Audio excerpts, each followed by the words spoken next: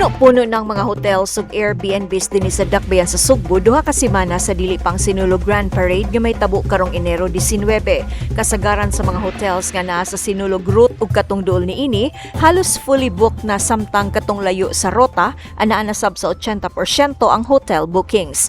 Gibutyag sa presidente sa Hotel Resort and Restaurant Association of Cebu Incorporated kun HRAC nga si Mia Singson Leon nga mas positibo ang paghangop karon sa mga turista itandi sa milabayng duha ka mga sinulog din sa SRP kini gipahigayon. The response has been very positive.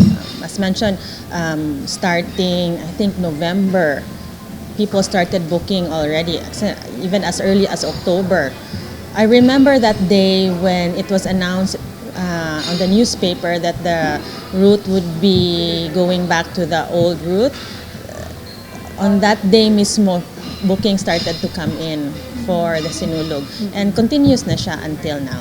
Okay. Sa awhag ni Mayor Raymond Alvin Garcia sa mga hotels nga kung mahimo dili lang patasan og maayo ang ilang rates karong Sinulog, giklaro ni Leon nga gamay ra ang gipatuman nga increase sa mga hotels sa dakbayan ug nagbase lang kini sa law on supply and demand nga normal lang sa mga negosyo. As we notice, the rates are very similar to last year. Normally, rates from 1 year to the next, it would really go higher for the next. But for this year, hotels have tempered it, and it's not really as high as it could have been.